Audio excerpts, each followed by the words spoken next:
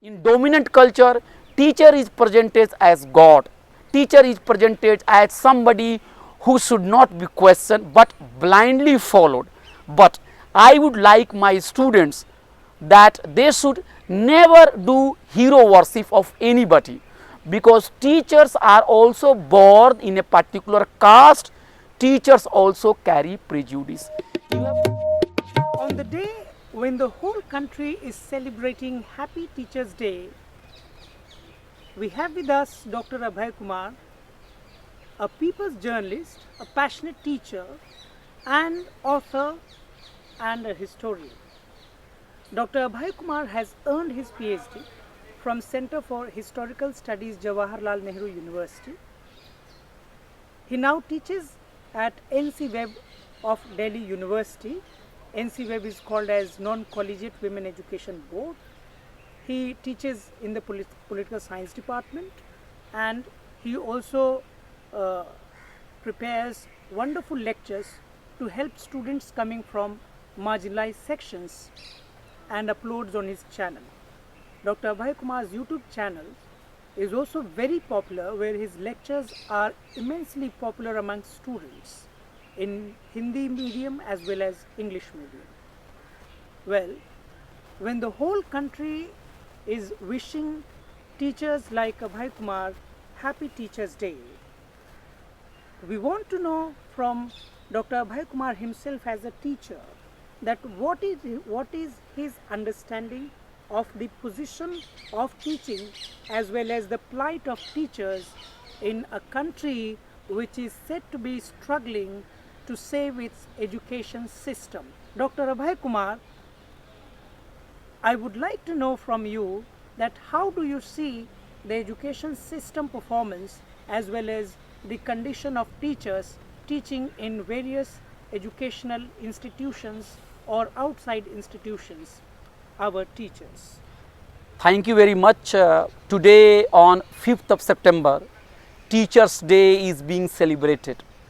And in the morning, I also received messages from my students. My students include those whom I am teaching in the current semester, and also those whom I have taught earlier. It is a wonderful feeling, and a student have said that, "Sir, you are very good, you have taught us well." These are very, very nice things, and I must thank them. I must express my gratitude to them that they have remembered me. But the job of a teacher, the profession of teaching, which is presented as very noble, in reality there is also the dark side of teaching as well. Dharmraj ji, you have done your PhD on Dalit autobiography, and if you read any Dalit autobiography, you will find that there is a pain expressed by a Dalit writer that his teacher has never treated him equally. It is there, it is there. I have read so many autobiographies. You could read it in poetry also, that the teachers have never treated them equally. Teachers have always discriminated Dalits, Adivasi, women, backward classes. So this is also very, very important fact that we must discuss, must talk about. Otherwise, in popular mainstream, in dominant culture, teacher is presented as God. Teacher is presented as somebody who should not be questioned but blindly followed. But I would like my students that they should never do hero worship of anybody, because teachers are also born in a particular caste. Teachers also carry prejudice. You have said it in the discussion earlier that teachers have recently treated their students in a very bad way. I remember it that there is one women teacher in western Uttar Pradesh. She asked one Muslim student to be beaten, to be slapped by all other students of his class. See how sad and how painful this experience is, that she is allowing students of majority community to go and slap a child, and later what she is doing, she is trying to defend it by saying that parents have asked that the child should be given punishment if he is not reading. Teaching is not the name of beating or humiliating, but teaching, the true teaching is the name of, what should I say, love and affection and inculcating egalitarian values. We have seen in Rajasthan also that how a child belonging to marginalized community, Dalit community, a small child has tried to drink water from a pot which is meant for the upper caste, and he was slapped, he was beaten up. So these are the examples where women, lower caste, they have been discriminated. This is JNU where I am sitting, and JNU is otherwise seen as a very progressive institute, very progressive university. But the fact of the matter is that even in this university, Dalits, Adivasi, backwards and women students, candidates have been discriminated. And I would like to bring to your notice a historical fact that in 1990s, when JNU was celebrating the silver jubilee year, and one activist belonging to Dalit community has told me that at that time when the celebration was being done, and at that time the then Rashtrapati was being called to participate in this celebration, the Dalit students protested that okay, you are celebrating that JNU has achieved such a big thing, but where is the representation of Dalits and Adivasi and the backward classes? So they protested, and I think the president could not come because he got the news that now students are angry. Recently what has happened, that an MP from Andhra Pradesh has raised a question in parliament, and the government has replied that in central universities the number of OBC professors is just 4%. Friends, the population of OBC is in this country is more than 50%. It is 50%, it is 60%. We cannot say exactly because caste census has not happened for decades, but it is estimated that it is more than 50 and 60%, and OBC reservation is given 27%. OBC reservation was announced by the BP Singh government on 7th August 1990. How many years have passed? 33 years have passed, but still at Central University only 4% OBC professors are there, only 2 to 3% Adivasi professors are there. So the fact of the matter is that by using the caste network, by using their lobby, by using their class network, upper caste people have completely monopolized the education system, and Indian education system is yet to be democratized. OBC, Dalits and Adivasi, they have got very little space in political domain, and politics is always condemned by the elite, by the upper caste people, that oh, it is a dirty game. But the place where they are teaching, the place where they are ruling the roost, they do not allow lower caste people to come.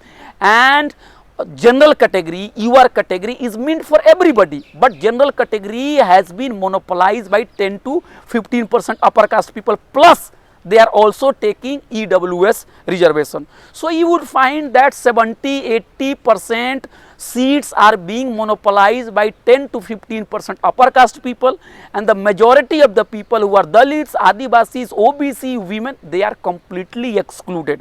So the fact of the matter is that education system still 70 years after independence has been monopolized by the elites, by the upper caste, and they use their caste network, and they have become parasites, and all good people who have passion to teach, they come from deprived community, they want to change the society, they want to critique dominant knowledge system, they are punished, they are discriminated, they are thrown out of the interview. Recently Delhi University have recruited so many candidates as assistant professor, and you will be surprised to know that most of them who have got Hindutva connections, they were given jobs, and all rules were completely bypassed. For example, recently I got a letter from Miranda House where 949 candidates were called for the interview for a political science post, and you know the interview was scheduled for 4 days, and I calculated that if board sits for 8 hours, that is not possible. They take all the time nashta and breakfast and tea, and they take mobile phone calls, they take it, they pay little attention. But given that they pay 8 hour attention, they do 8 hour duty, then one candidate is going to get just 2 minutes. So friends, you know it, you have spent 10 years to complete matriculation, 2 years for intermediate, 3 years for graduation, 2 years for MPhil, then 5 years for PhD. You have spent so many years for writing papers, then you have qualified net. These are not considered just professors who will take your interview for 2 minutes and they will decide. It means that seats are already fixed, and this is the situation in India where absolutely the most inegalitarian, undemocratic institution is educational institute. And the more upward you will go, prestigious universities, center for excellence, you will great central universities, those university located in big cities, you will find that all the people are mostly, they are from upper caste, they are controlling everything, and the knowledge system, particularly after coming of this government, this Hindutva government, they are only injecting only one fact, that India was glorious in ancient time and everything everything deteriorated after the coming of the Muslim. But they would never tell the reality that in ancient India, what was the condition of Dalits and what was the condition of backwards and what was the condition of Sudras, and how could Buddhism, which spread all across the globe, where were the Buddhists, how could Buddhism completely finish on this land. And if one particular religion, one particular culture is presented as the true culture of India, what about the contribution of Tamils, the contribution of Dravidian culture, the Adivasi and other people? So the fact of the matter is that completely education system has been monopolized, and this is the reason that India, which is so vast, which has got so much population, brilliant people are there, but the community which is socially and educationally backward, if their candidates, if they learn, if they get degree, if they try to get some jobs, they are completely discriminated. And last, I want to tell you that the university system is also graded. There is a group of people who are salaried, who are sitting at big educational institutes, they get salary, but they are parasite. They just use their caste network, they discriminate their own students, and particularly they do all the time murder of Dalits and Adivasi and backward classes students. We have seen students in large number, they are doing suicide, but this news is not being taken seriously. So there is a need for us to look into, to go back to Dalit and Bahujan icons, particularly Jyotiba Phule, the 19th century anti-caste reformer, and his wife Savitribai Phule, who worked for the education of women, they worked for the education of marginalized community, and even Phules are presented as anti-upper caste, but this fact is not being told that the school was also open for Brahmins women also.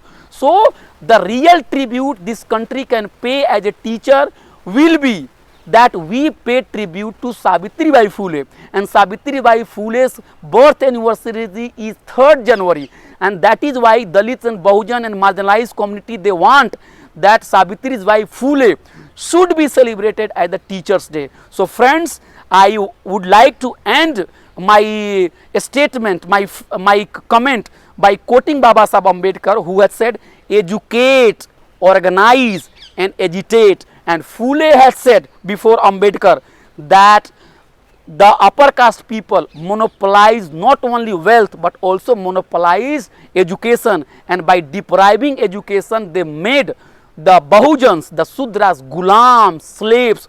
So to break the chain of slavery, we need education, we need emancipatory education, we need liberation, and that can only be possible if we democratize the upper caste structure of Indian education system, and for that I make a request that Dalits and Bahujan and OBCs and other marginalized community leaders, they must take up education seriously.